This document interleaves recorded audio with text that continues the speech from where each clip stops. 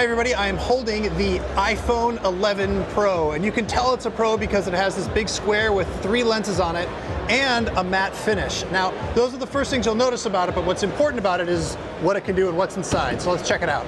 So I said I wanted to move on from the matte finish right away, but I actually don't because it's really nice. It feels much better. Now, this is a new kind of glass that Apple says is more durable, and it seamlessly goes into that camera bump. It's all one piece of glass, which should help with its durability.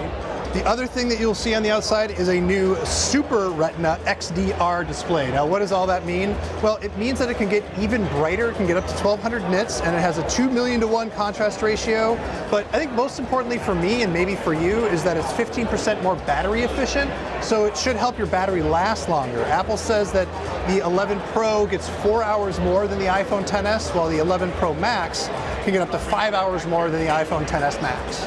Now, the other reason that this should be more efficient is it has the new A13 Bionic processor. It is, of course, faster than the last processor, and Apple says that it has the most powerful GPU or CPU ever on a smartphone. And you know what? That's not that much of a surprise. It's not like anything was catching up to the A12 in the first place, but this is definitely doing a pretty good job rendering a web page really, really fast. Now, the most important thing to talk about is the cameras. There is a telephoto, the standard wide angle, and now an ultra wide. There's 3 there. They're all 12 megapixels, and they can all basically record the same quality video and take basically the same quality photos. So not a single one of them is the worse quality than the others overall.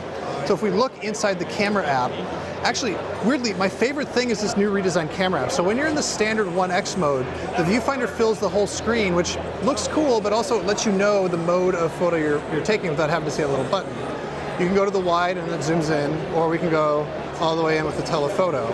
Or like on a Samsung, you can drag your finger, and as you drag your finger, you can see it also shows you the millimeters. So if you actually speak like a camera person, you understand that the 2X is a 52mm equivalent, the wide is a 26mm equivalent, and then the ultra wide is a 13mm equivalent. Now, the selfie camera is also better now. It is a 12 megapixel camera, and it has a standard wide, or it zooms in, so you can choose whether you want the wide angle or not, but it is still a single lens. Speaking of the selfie camera, up here there's also, of course, Face ID. Apple says it's faster, but it also says that it works better at multiple angles, so you won't have to pick up the phone and look at it with a bunch of attention. It might work when you're just on your desk and you glance at it. Now, there are some other features in the camera we're talking about. One thing that isn't here yet is night mode, which will be hopefully an equivalent to what the Google Pixel is doing, or theoretically better.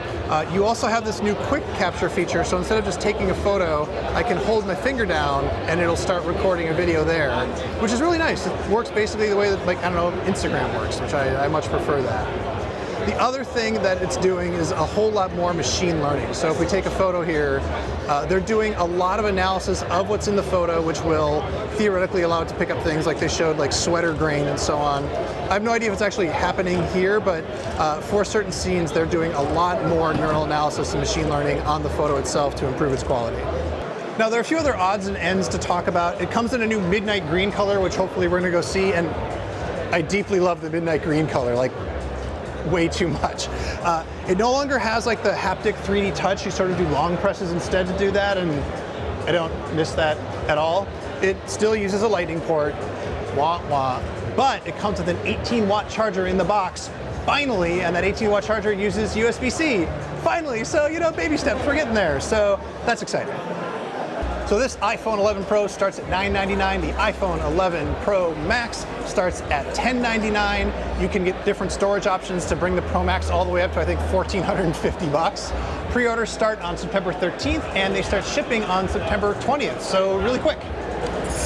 Hey everybody, thanks so much for watching. It's Apple Day. It's always crazy in here. It's super crazy behind me, and we're gonna go into the craziness and get more hands-on, so keep it locked to The Verge.